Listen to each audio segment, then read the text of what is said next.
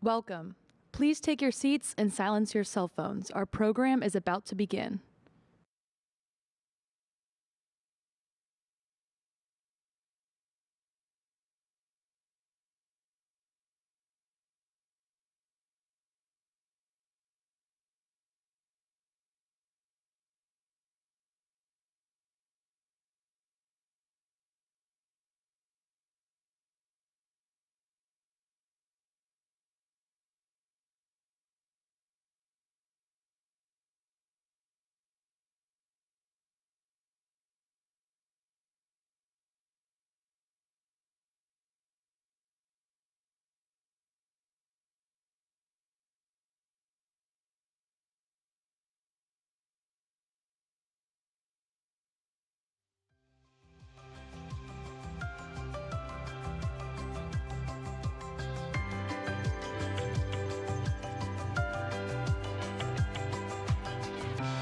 In sub-Saharan Africa, approximately 70% of the population lacks electricity, the largest energy infrastructure deficit globally.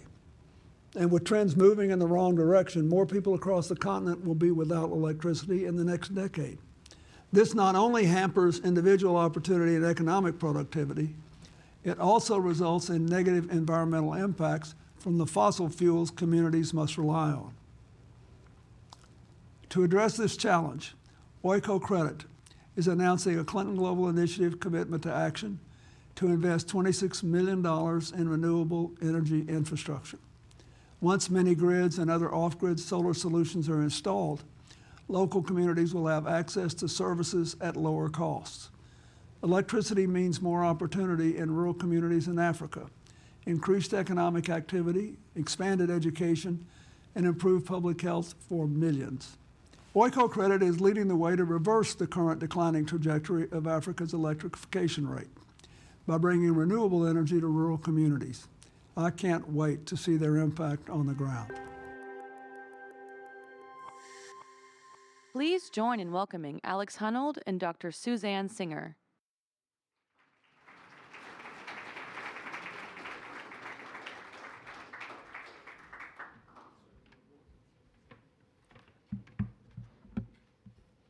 Hello, everybody. Hello. Can everybody hear us? Okay. Sorry, I've never had to speak after a president before, and it's slightly intimidating. And honestly, a room like this is slightly intimidating. But my name is Alex Hunold. I'm a professional rock climber and the founder of the Hunold Foundation. And I rarely speak at a conference like this. But the Hunold Foundation exists to support solar projects around the world. And as President Clinton just said, that's an important issue. And so we partner with organizations like Native Renewables, which is co-founded and led by Dr. Suzanne Singer, who's with me today. And she's going to speak a little bit about what Native Renewables does. Thank you.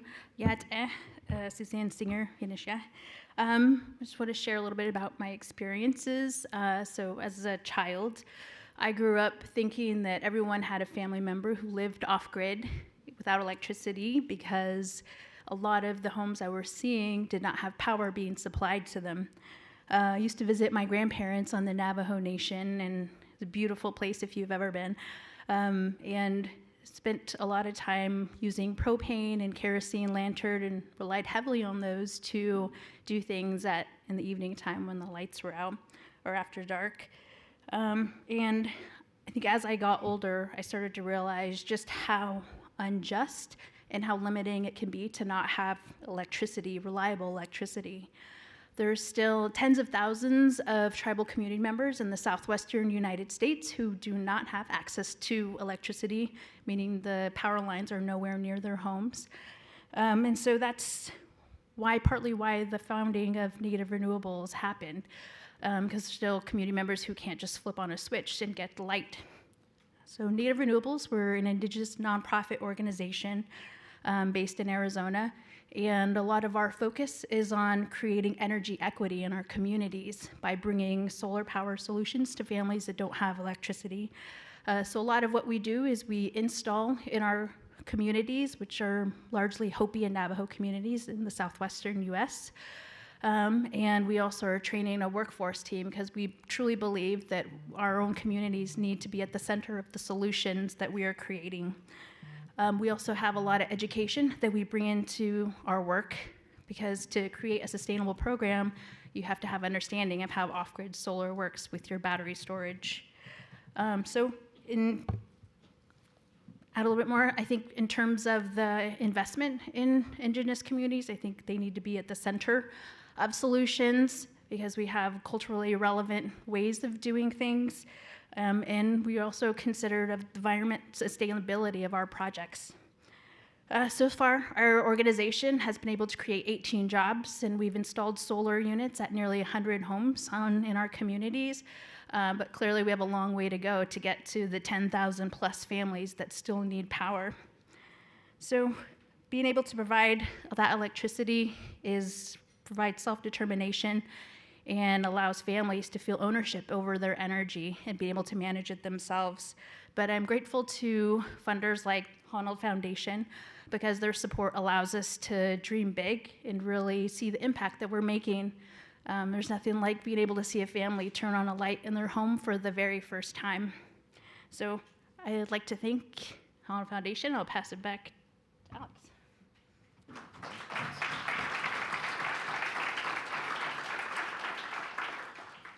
Thanks, Suzanne.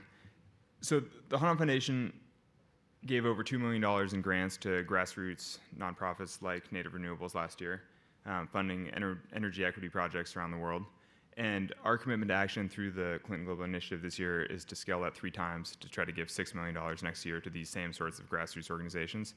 And while I have a podium and a moment to just ramble, I just want to note that the vast majority of philanthropic funding in the US does not go to climate or environmental issues in general. Something like 2% of philanthropy money goes to climate. The rest goes to education and symphonies and things like that. And they're worthwhile, but they're not the most pressing issues facing the globe. And then of the 2% of philanthropic funding that goes to climate, most of that is big bet, sort of big tech solutions, like cold fusion or direct air capture and things like that, direct air carbon capture. It's like those are great, but again, there are so many communities in the world that have need right now, like what Dr. Singer's talking about, what President Clinton was just talking about. And so the Honnold Foundation has a $60 million pipeline of projects that we vetted that are fundable, that are totally great projects that are just awaiting funding. There's no shortage to the need out there, and there are plenty of communities on the ground looking to implement solutions to climate problems. And so, all of these panels will talk about just energy transitions and, equitable transitions. And like, the solutions are all there, we just have to actually fund them. And so, join us if you can, and thank you guys.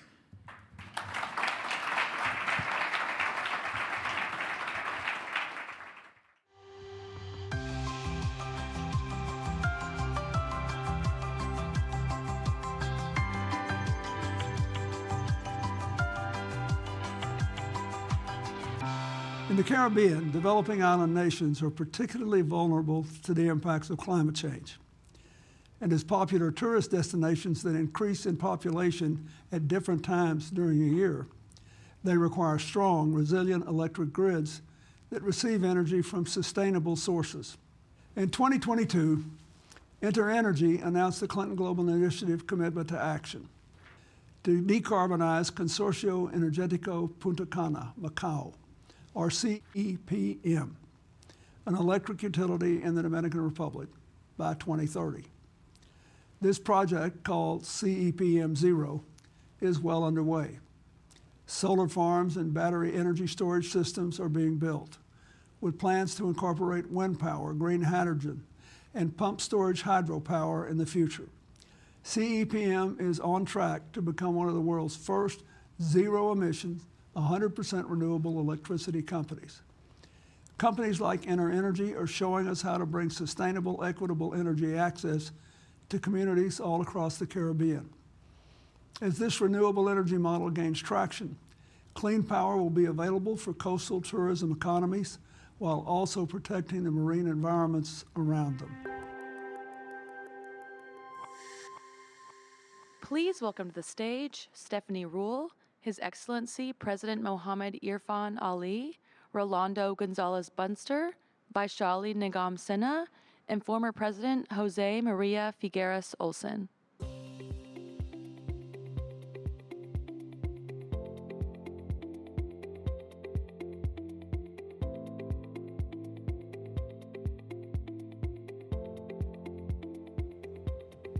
Thank you all so much for having me. Welcome to you all. There's a lot to cover, so I want to start big picture to everyone. What do you see as the biggest challenge to truly moving to become a globally efficient, renewable energy-focused world? What's the biggest challenge? What's standing in our way? Well, the biggest challenge definitely will be financing. We're not short of ideas. There's growing technology, but the challenge is financing. But I also want to raise perhaps a more complex issue, and that is what constitutes a just transition and what should be the outcome of COP28 in relation to renewable. I believe strongly that we need to have a constructive approach to this matter. And the approach of locking out any stakeholders, including petroleum producer, is not one that would lead to that constructive approach. We perhaps are in a position to speak on both sides of the coin because we are a leader on climate change and we are a leader now in energy. So there are 5 things we have to speak to on this matter. 1, what is the role of petroleum producers, the companies and the countries around the table on renewable?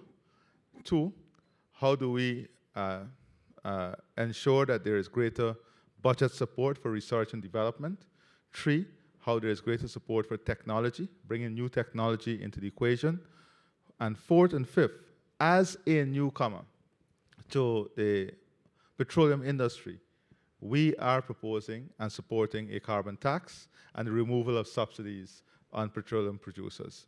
So those are the things that we're taking to COP, and I think this balanced approach is critical. If we don't pursue a balanced approach, then we're not going to constructively tackle this problem. Rolando, what do you see as the biggest challenge to true green energy expansion? Well, there's several challenges here. It's not only, I agree with what President Ali has just said. It's a question of money, but it's also a question of geography. And it's a question of finding the right solution that gives us continuous power. It is not only important to find renewable energy as an alternative, but it's important to find that renewable energy adapt itself to the geography of each particular country. Having wind and solar in some islands, for example, is difficult because land is very expensive, especially if it's a tourism island. Land is not necessarily available for wind. A lot of people have problems with seeing windmills near their tourism areas, as it happened to our business in the Dominican Republic, where we had to have 5 years having windmills at the port, where a minister of tourism that was not very enlightened told us that we couldn't bring the windmills into the country. So things like that have to be overcome. I think we have a lot of issues. Financing, obviously, is very important. Geography. But the transition to renewables has to have in mind that there has to be gas, for example, to be an alternative fuel while you get to renewables. Because renewables are great, but they don't work 100% of the time. And most people don't want to have their homes without electricity at night or during a storm, etc. So we have to have a very balanced approach.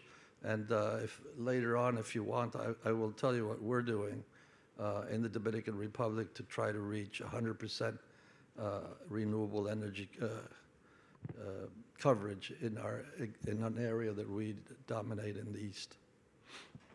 Vaishali? You know, it's a great question, and I'll break it into 2 parts. One is, what is it that we need to do to take action? What is it that businesses need to do? And, you know, that would be things like what we saw in the G20. I'm coming from Delhi, where we had a very there was a lot of consensus around the declaration that we need to triple the targets. You know, we need to take action on various fronts. We all need to meet our national sort of development targets, and so on and so forth. We need to work on our supply chains. We need to ensure that we get to 2030 together. We meet our net zero goals.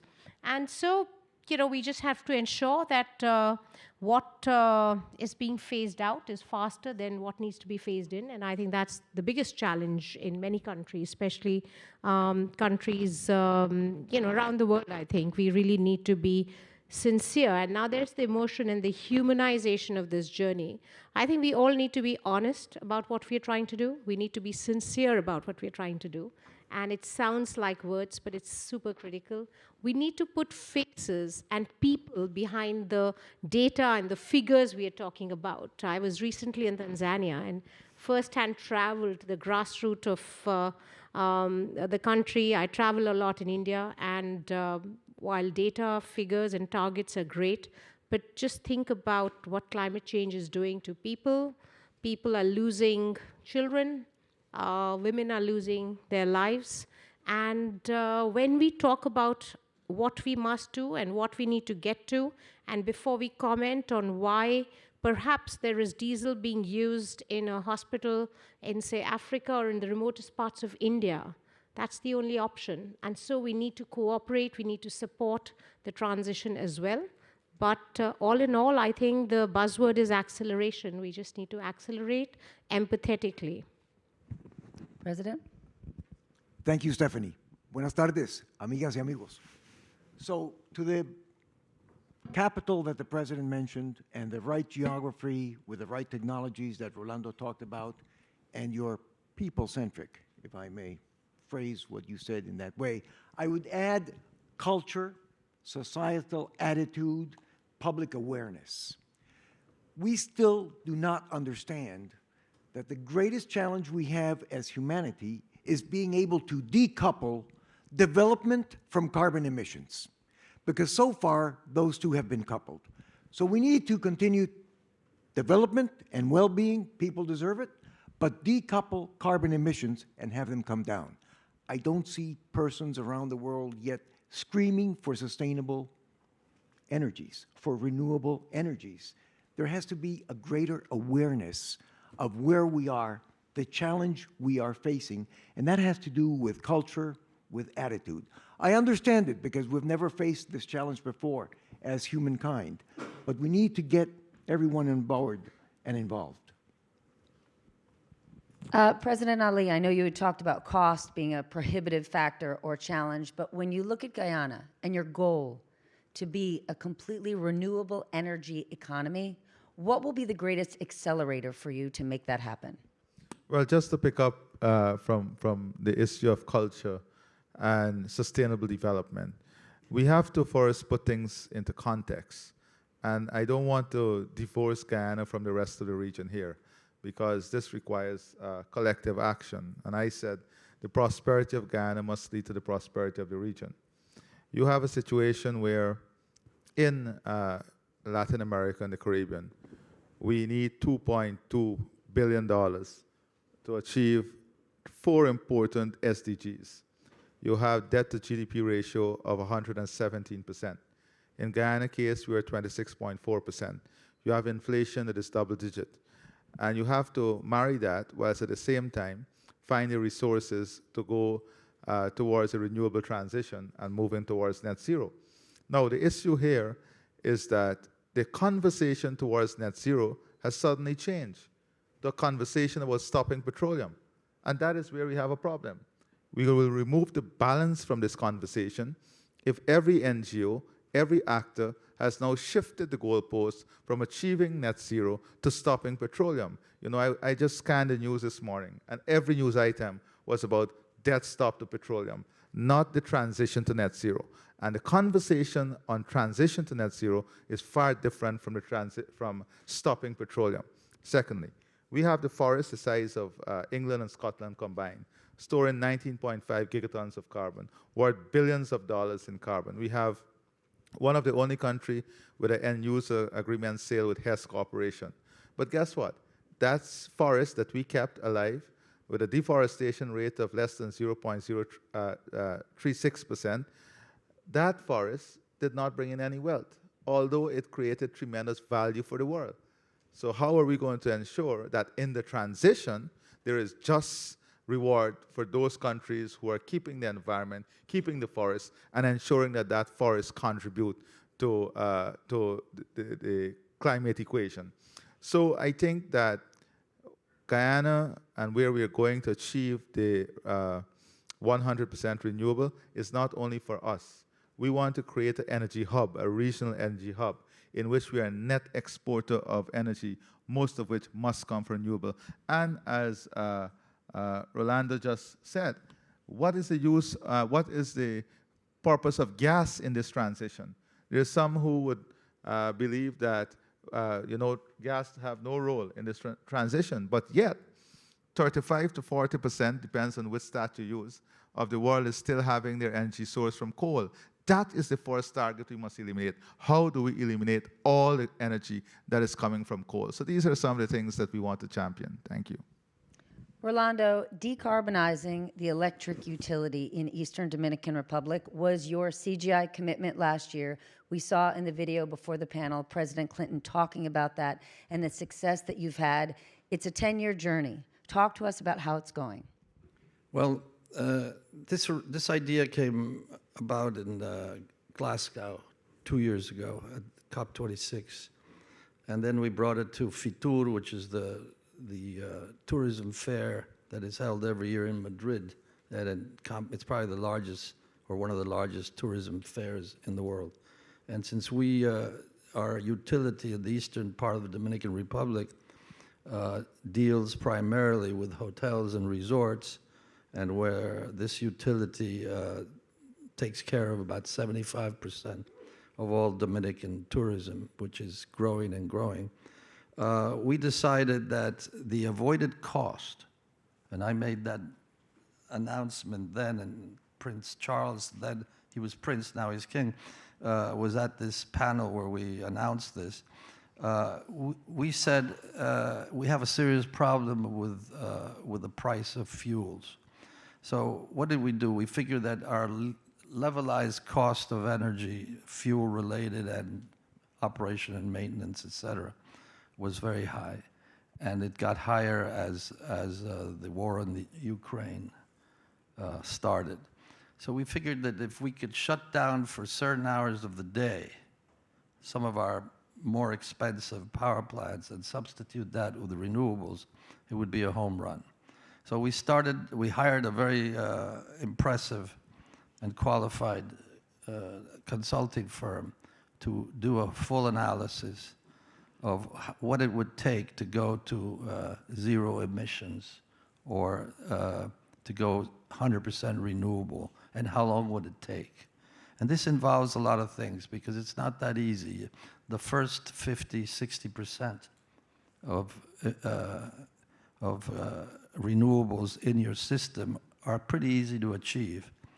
The last 40 to 30% are a lot harder, and they require a bigger investment than what you originally thought of. And you have to go to batteries, you have to go to systems that work at night. For instance, we've discovered that in our concession area, there's wonderful wind at night at 200 meters of altitude or higher. We discovered that we could also build what's called pump hydro, where you take the solar energy or wind energy, and when you have excess renewables, you pump water to 200 meters of altitude or 250 meters, and at nighttime you use it as a battery. So we had to look at a lot of things. We looked at green hydrogen as a way of doing it. We found there was a lot of difficulty with hydrogen because transporting it is an issue, so you have to have the production of hydrogen near where your power plants are. And all these things are highly complicated, and they cost a lot of money. We're going to invest over $1 billion doing this. And we already started, and we already have 100 megawatts of solar has been built. We're going to build an alternative. The world cannot go 100% renewable, not at this time, maybe in 20, 30, 40, 50 years. Right now, we need to keep people working. We need to have industries be able to supply and have enough energy to supply the products they build. It is not going to be easy, but what we have to do, and I agree with President Ali, the first thing is to get rid of all the coal plants. Coal is a big contaminator in the world, and it should be replaced with natural gas and renewables and other sources of energy. Vishali, Renew is India's leading clean energy company. Talk to us about your new commitment to CGI this year. Great. So just to continue with the narrative of phasing out and people, that's what our commitment is about. And I'm really proud of this commitment because, what we are doing is that, you need to innovate. And what we've come out with is a round-the-clock solution, which we developed in collaboration and partnership with the government to come out with a system where we could increase the efficiencies of generation by combining wind, solar, and storage. And that has helped us increase the productivity of generation by 2.5%, so which is great and makes renewables more attractive and more efficient. We are running these projects in 3 or 4 states in India, and it's the first of its kind innovation, which merges and kind of looks at different combinations, and we are executing on the ground. It's very important for us to be able to innovate as far as the green infrastructure is concerned in the country. The infrastructure for adding renewables is significant, and the amount of load the system, the grid can take is limited. So I guess solutions like this is important. The other aspect of our commitment is on education. And before I come to that, I just wanted to just add a couple of points on the green infrastructure. So the round-the-clock project is about 400 gigawatts of round-the-clock generation, as I said, in 3 or 4 states in India. And it would entail providing energy to households and to the railway system in India as well, which is, at least in India, very coal-driven. So we'll be able to contribute to that. The other element has been education. We've seen that education is very critical. In India, people go through the sort of negative impacts of climate change, especially children and women. And if you ask them a point-blank question that, do you know what climate change is? Are you impacted by the effects of climate change? And the answer to that often is like, we don't know what it is, and no, not us. And then we give them an example of what's happening, the floods and the drought and various other issues. They're like, oh yeah, this happens here all the time. And this is what we do, and this is the number of times we've got displaced, and we've lost members of our family to floods and so on and so forth. So therefore, the critical need is to educate. And that's what we are doing through our program. We have a curriculum, which is a green curriculum, which is being introduced in the most rural parts of our country, in the state of Rajasthan. It's a desert state, and 3, 4 other states which have limited resources. And we are, just to give you an example, children walk about 3, 4 miles to get to a school in 45 degrees centigrade, which is 110 degrees Fahrenheit, or greater temperatures, to get to a classroom which doesn't have fans. And so you can imagine what is the ability to absorb anything which is being taught in those classrooms. So we do put solar panels in these classrooms, use that as a tool to educate these children around what is climate change, what is renewable energy, the science behind it, and then we use the generation to include and introduce digital education in these schools for remedial education, and also educating on the whole energy transition and what does it mean for them, really. And so hopefully getting them engaged in what is it that they can do for themselves in the future. We're going to invest about $1 billion over the next 2 years in round-the-clock and curriculum. It's a digital curriculum. It's in local vernaculars, which is critical. We believe that for people to understand the intensity of this problem, they need to be able to connect with it. They connect with their language, they connect with their cultures, and so we want to help them understand this better. Mr. President, as long as we're talking education, I want you to give us a homework assignment. You were the person who coined the phrase, "There is no planet B." I hope you copyrighted it. I hope you own it, because we see it on T-shirts, on hats, on bumper stickers, on tote bags made of recycled material. But what do we need to collectively do if we want to actually expand into a renewable economy? What do we need to do? Mm-hmm. Well, you know, there is no planet B. The planet is going to go on. The big issue is, are we going to move ahead with the planet or not? Because the actual trajectory of carbon emissions, which are now 40 billion tons per year, is putting us on a trajectory where by the year 2050, we will have 520 parts per million of carbon in the atmosphere. Now, the IPCC report says we should not pass 450 parts if we don't want plus minus 2 degrees centigrade changes, and that's, of course, a completely different planet. So there's a lot of responsibility here in the room, all of us, in terms of educating, in terms of preaching, in terms of leading with an example. And we also have to find ways, Stephanie, in which we can scale, because scale is very relevant in this decade, which is critical for us to change the trajectory of carbon emissions. So when we talk about scale, I'm talking about scaling and ramping up the investment in renewables, and I'm talking about scaling and ramping up the lowering of carbon emissions. We have to achieve both at the same time. So in terms of scale, we're talking about that by the year 2030, we have to be at 4 times, we have to be building 4 times the capacity that we're building today in renewables by the year 2030.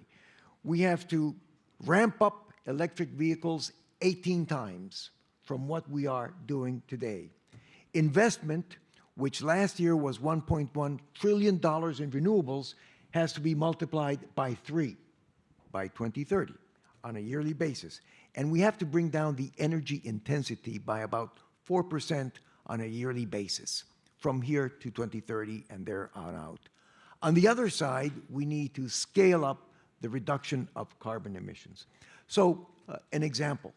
At the Carbon War Room with Richard Branson, we identified sectors of the global economy where we can reduce carbon emissions in a profitable way.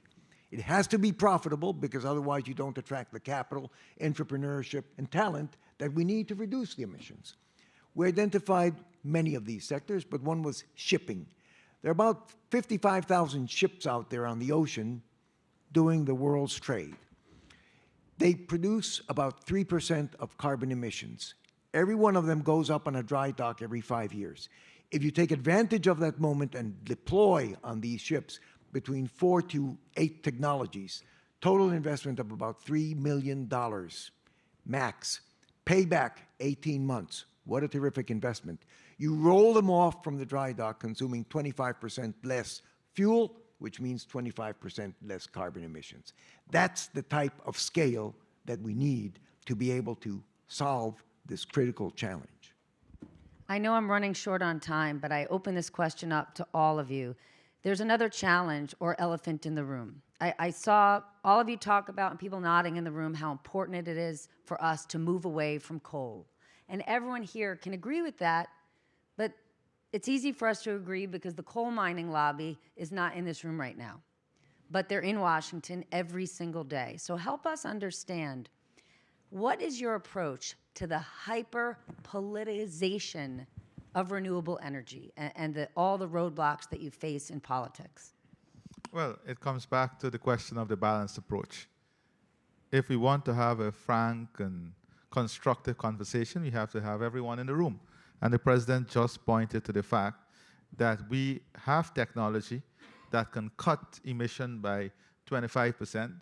the cost to get to where we want to be in 2030 is simply prohibitive. The money is not there. So we have to get those in coal, those in petroleum, to make some commitment along the line of research and development, technology, the carbon tax, and also look at the removal of subsidy. So we need them in the room. That is what I would say for that balanced conversation. Building a world for the future shouldn't be political, but it is. How do you get around it? Well, the issue here, if you want me to first address the issue of coal, is that, for example, a lot of Puerto Rico, I'll give that as an example. There's a coal facility there owned by AES, and they're shutting down in 2 years. They already agreed to do that, and they're replacing it with natural gas. So it can happen. Coal is, you put a carbon tax on it, it's no longer cheap. But even beyond coal, when you talk renewables, there is a portion of the population, there's a portion of the political set that it's a non-starter for. How do you work with that? That has a lot to do. In Wyoming, you you have a coal lobby because they're big in coal. West Virginia, the coal states they carry a big clout in elections and electoral colleges, and the way the system in the United States works, it's not one man, one vote. It's sort of a complicated system. So there are areas of interest or interest groups that seem to have a lot more clout than they should. Colombia, for example, is a coal country, a country that exports coal to the Caribbean, and it exports coal because it doesn't use that much coal. It's got 75% hydro. It's got gas, which supplies most of its power.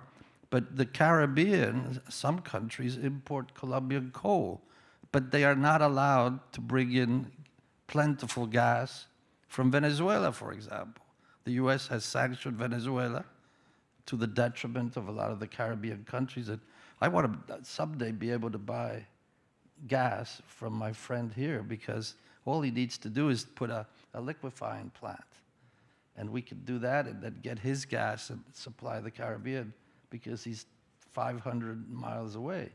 But if I have to bring gas from say, the Gulf of Mexico, it's 1,400 miles away. So these are things that need to be addressed. Politics is very important in the United States, and that determines policy. And to a great degree, that policy many times is mistaken. Vishala, your approach to the politics of renewables. So my view would be P is for politics and P is for people, right? And so if I look at why is it that coal is, we're finding it difficult to phase it out, it's because, at least in India, politicians need votes. And a lot of the electricity is generated through the coal we have. And so it's a bit of a tricky situation. And so let me just back up a little bit. In India, we have a program which was launched by the Prime Minister. It's called the LIFE program. It's about, engaging people to get involved in this transition, to make commitments towards a sustainable lifestyle.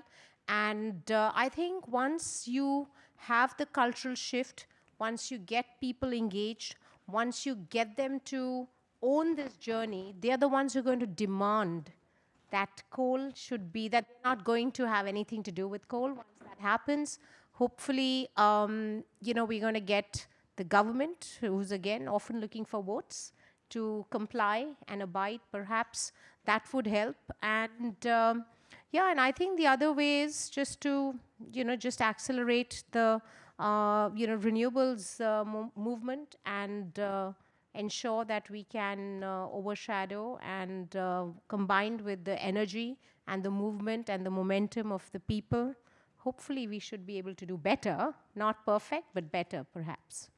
President, I give you the last words. We all know in this room, Costa Rica, you have deftly navigated the politics of renewables. Speak to that. Yes, and I can show you my scars on the back for having done so.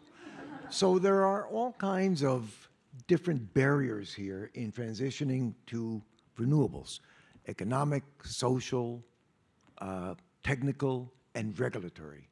But at the end of the day, it comes down to good policy that sends markets the correct signals of where we want to go and what we want to deploy our capital in. If markets receive good signals, you begin to create the public-private partnerships that are necessary to move this agenda forward. I come from a country that, as you say, Stephanie, for the last 5 years, we've had 100% of renewable electricity. That is only 35% of our energy needs. 65% are the fossil fuels for transportation that we now need to change for green hydrogen, cars, batteries, etc. But at the end of the day, it's all about that. Good policy. We instituted a carbon tax back in 1995. Very unpopular. More scars on my back. That carbon tax went into a fund, an escrow fund, that pays for environmental services. And as a result of paying farmers to grow trees and conserve them, because trees are more valuable standing than as timber, today we have increased our coverage, forest coverage, from 35% to 60% over 20 years. That's the type of policies we need to get moving ahead. Thank you all so very much for this conversation. I sincerely appreciate it. For you in the audience, please don't move. Potentially make room for more people joining the room. Secretary of State John Kerry will be taking the stage in just a moment.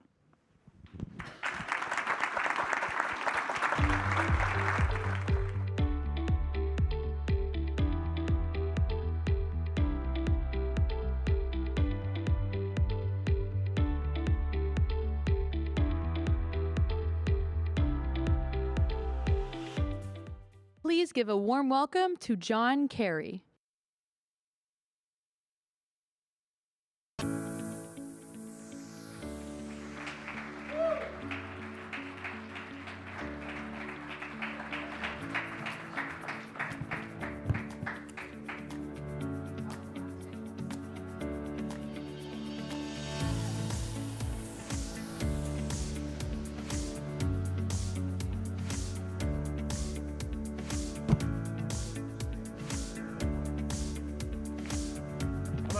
Can you hear me? Or maybe it's premature.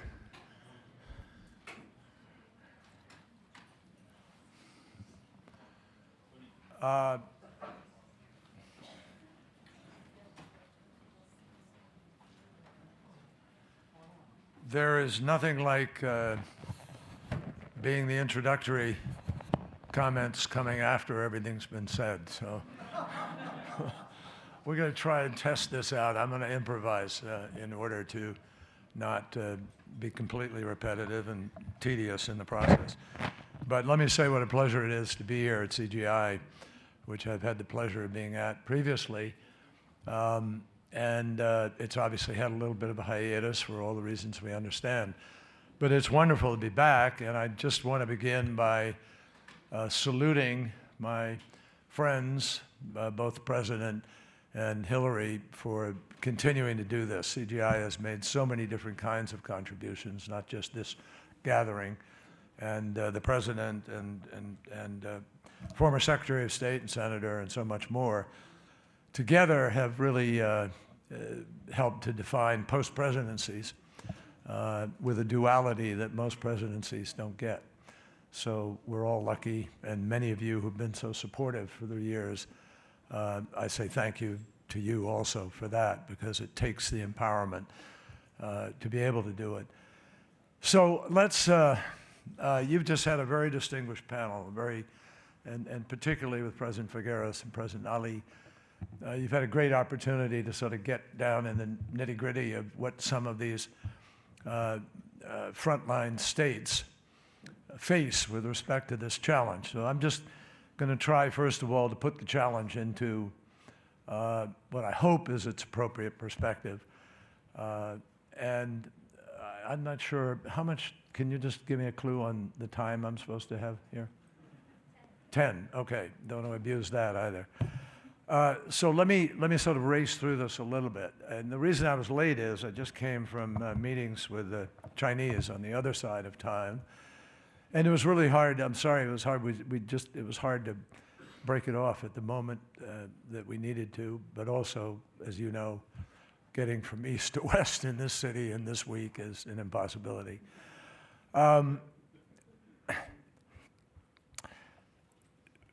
This is, you know, you don't always stand up and say in front of people that we're at a moment which is probably one of the most dangerous in all of human existence on the planet. But that is exactly where we are. This year is worse than last year better. Next year will be worse than this year, absolutely guaranteed. And we are heading to a very, very dark place unless we tap into the good side of what is happening. And there's a lot of good side out there. I believe this fight is winnable, but not if we continue with as much business as usual as we're seeing today. And the impediments are many. You heard a lot of them from the panel that was here. Political impediments, economic impediments, incentive impediments, cultural impediments, you know, denial impediments, obstruction impediments, permitting impediments. I mean, there's just a long list of impediments. And if we can't get permitting for new transmission lines from state to state, we can't take advantage of renewables across the country the way we ought to, particularly with artificial intelligence, which allows you a massive capacity to balance and to send energy where it's needed.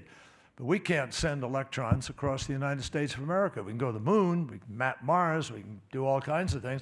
We can't send electrons from one part of the country to the other, and we can't send molecules either. And that's what this whole fight is about, molecules and electrons, and how we're going to, you know, disperse them and use them. The plight we have is that this blanket that covers the planet and the atmosphere, put there by greenhouse gases and some super pollutants that are used in industry and other things, the combination is warming the planet. And 90% of the warming of the planet goes into the ocean. And that's having a dramatic impact, and that's why you see these massive rainfalls, higher intensity storms, is because the amount of moisture that is going out of the ocean and into the atmosphere comes down in the form of rainfall in one place or another. And in addition, the 90% heat, the 90% that's going in the ocean is changing the chemistry of the ocean more than it has been changed in millions of years. And that's having an impact on the life of the ocean itself. You couple that with the fact that we continue to burn unabated fossil fuels. I mean, if you want to sign a mutual suicide pact and continue to sort of be going down a very dangerous road, you can do it by continuing to subsidize the very problem that we're trying to cure. $2.5 trillion over the last few years on an international basis globally have been subsidizing the problem, the exploration of oil and gas, which is then burned and used in ways that are irresponsible. So the culprit, folks, is emissions. Some people don't like to hear that. They say, no, the culprit is actually oil and gas industry. Well, there are places where certain entities, and I'm not here to make an excuse for any of them, but they are capturing. And they are. In Norway right now, there's a plant a friend of mine visited the other day, which is, it's a steel plant, but it's using the emissions, it's putting them underground immediately, and therefore has a neutrality. Now, if it has a neutrality, it's hard to say, hey, you can't operate. But the challenge globally is obviously that this isn't happening. There are 500 gigawatts of coal-fired power in the building, construction, and planning stage in Asia alone. 350 of those gigawatts are China alone. And if that is brought online, it completely negates all the gains of the United States and of Europe between now and 2030. That's how serious this is. And we already see people migrating around the world as a consequence of what is happening. Africa with its 40-year drought and the possible food basket of an entire continent being destroyed, the possibility of tens of millions of people moving around. And we've all seen how the politics of so many parts of the world have changed as a consequence of massive migration. We saw it with Syria, where Turkey even weaponized it and would crank up the dial, and people were pushed out into Europe. And we've seen what came out of that in terms of hardcore right-wing politics of Germany and France and other countries in Europe. So it changes, has a profound impact on the options we'll be able to implement in the future. Now, good news. Things are happening at a rate that I find really encouraging. And I am optimistic because of that. When I took this job in 2020, or 2021 when I started, we were headed towards 3.74 degrees of warming on the planet. Now, at least, the IEA can tell us that if everybody did everything they promised to do in Glasgow and then in Sharm el-Sheikh, we would be at 1.8 degrees and 1.7 degrees, respectively, by 2030. Problem is, we're not doing everything we promised to do. I even read today in the paper, Rishi Sunak is thinking in Britain of pulling back on some of their environmental commitments. There's no scientific rationale for that, but I'm sure you can all pinpoint what the rationale is. So, folks, we have to be able to do what we need to do to win this battle. And that means bringing to scale, which is part of the topic of this panel, bringing to scale the things that we know are working and that can work. Now, we have created a number of entities through the COP process, our office and the administration, that specifically accelerate this transition. First Movers Coalition. We have 85 of the biggest corporations in the world, most of them from America, that have made decisions to buy green now, to send a market demand signal that will begin to change the production. So steel, we're producing green steel. Air people, there are a number of entities, United Airlines, Boeing, Delta, Salesforce, Apple, who have joined together to say 5% of the operations that we engage in are going to be on sustainable aviation fuel. In the case of Maersk, Yara, MSC, all shippers, they have agreed that they're going to build now. Even though it's not, the demand's not there, they're going to create the demand by building carbon-free ships. And you'd be amazed how they're really racing beyond their own projections. The same thing is happening with electric vehicles. It is moving so fast at this point, much faster than anticipated, though not as fast as it could and should be, but it's already changing the projections of the IEA with respect to the demand for oil and gas, which they now predict will have a terminal decline in this decade before 2030. That's a game changer, a total game changer, because that demand will, the reduction in that demand will compound as more and more people begin to buy, and you're only on an up rate here with respect to electric vehicles. And no politician, I know we're all watching what's going on nationally, you know, if a president came in who didn't believe in climate and wanted to go in the opposite direction, let him do it, because I got news for you. No politician can turn this around. The marketplace has now decided to move. The only thing we needed to do more is find ways to bring to scale the things that are happening. But, you know, Ford, General Motors, Mercedes, Volkswagen, BMW, these people, they're not going to go back and say, oh gosh, we have a new president, now let's retool our plants again and go back to internal combustion engine cars. Not happening. Just like in many parts of the world, major corporations know they have to do their Scope 1, Scope 2 reductions, ultimately Scope 3. They know, because of ESG and boardroom discussions now and shareholders who are holding people accountable, there's a transition underway. I absolutely guarantee you, folks, the world will get to a low-carbon, no-carbon economy on a global basis. The only issue is, will we get there in time to avoid the worst consequences of the climate crisis? And that is what the IPCC warned us about in 2018 when they said, you guys now have to take 1.5 seriously. 1.5 was a throwaway in Paris. It was really 2 degrees, well below 2 degrees. Now, you know, well below 2 degrees, I don't know what it means to you, but to me, It ain't 1.9 or 1.8 or probably 1.7. So it's somewhere in the vicinity of 1.5. But they came out and said, you got to hit 1.5. And we are now at 1.1. Everything you see happening is happening as a consequence of 1.1 degrees. So we literally, even in our own calculations of what we're willing to accept, are ready to go to 1.5, which is about a 1/3 increase of where we are now. And you see the damages being done and the possibility that the Arctic and the Antarctic and the permafrost, those catastrophic events are unfolding as we sit here, and they are irreversible. So we really got to get cooking, folks. And the things we need are money more than anything else in the world. The last 3 years for me, every president of a country I sit with, every finance minister, environment minister, hey, I'd love to build renewables, but it's expensive. Technology, actually, it's less expensive than any other form of energy, but for them it is expensive in a lot of third world and developing and emerging economies. So they need to be able to deploy alternatives, and we need to help make them available, and we're not sufficiently. The developed world is not doing, global north is not doing what global south needs sufficiently to escalate this transition.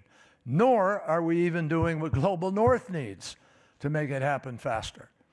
And that means deploying, far more renewables at this point in time, accelerating the commitments financially to the new technologies, hydrogen, battery storage, battery of one kind or another, direct air carbon capture, you name it.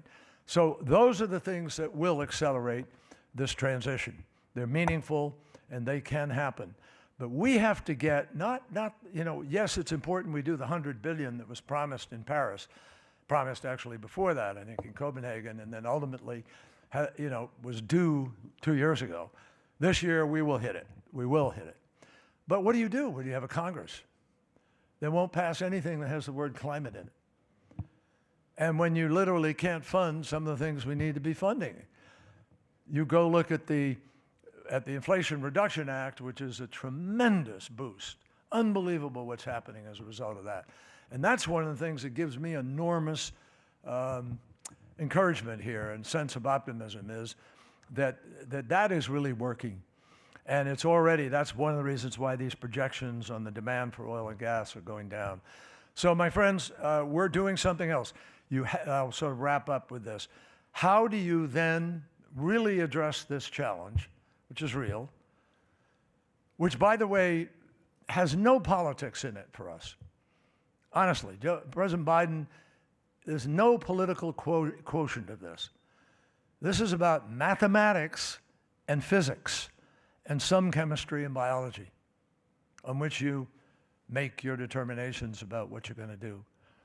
And the mathematics and the physics tell us, if you don't reduce your emissions by 43% minimum by 2030, you can't get to net zero 2050. It's that simple. So if we're serious, we've got to do what we've got to do in these next 7 years. And that means deploying not billions of money, it means trillions. Now, no government in the world has enough money to be able to make this happen. None. No matter what the willpower. This only happens, folks, if we harness the power and energy and ingenuity and creativity of the private sector. That's how this is going to happen.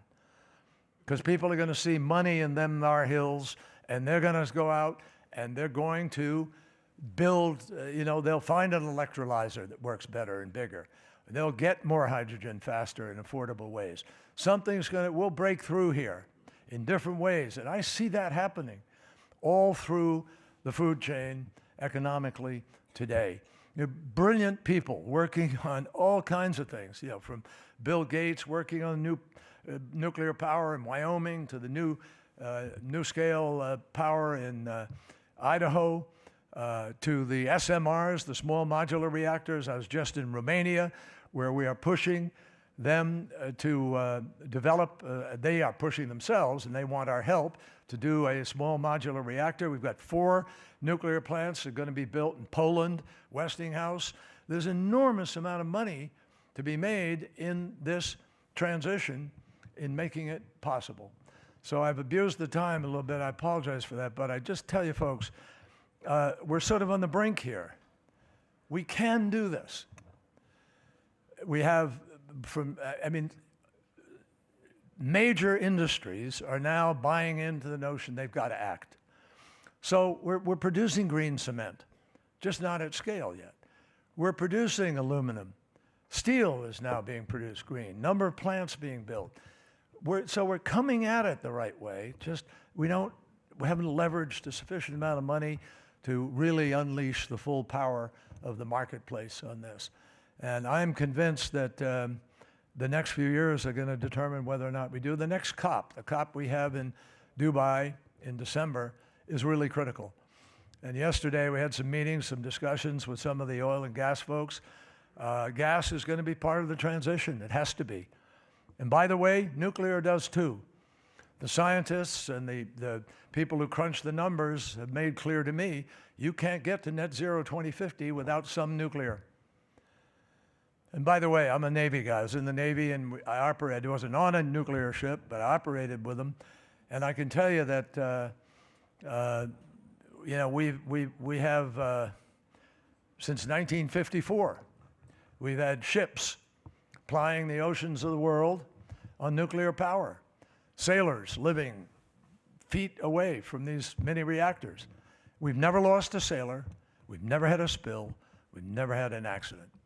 And the new technologies that are coming along are dealing with waste and proliferation and meltdown capacity. And they're passive in the sense that you don't need an intervention of a mechanical or computer-driven something in order to prevent it from going out of whack. It'll shut down automatically. So I think the Nuclear Regulatory Commission and others are going to decide it's clean power. We know it works. Why aren't we deploying more of it? President Biden is 100% behind this. He wants to accelerate it. So that's why I see the possibility here of winning. 7 years before the measurement is made about where we need to get to. And obviously that's not precise. A year up ahead, a year behind. You can make it if you're on the right track. So my friends, I hope everybody here will just be super seized by the reality that this is a potential catastrophe for human beings, but it's also potentially the creation of the greatest marketplace we've had since the Industrial Revolution, of creating a cleaner, healthier, safer planet and economy. People die 7 million a year just from the bad air quality around the planet. Just think of that. 7 million people every year because we don't choose to get rid of the particulates in the air. That's insane, not to mention subsidizing it. So I hope everybody here will redouble down. When you leave here, think about ways you can make a difference. Investing is one of the critical ones. Pushing people to be held accountable is another. And making sure that we don't overlook any realistic opportunity to pull ourselves back from this abyss. We can do it. Thanks all very much.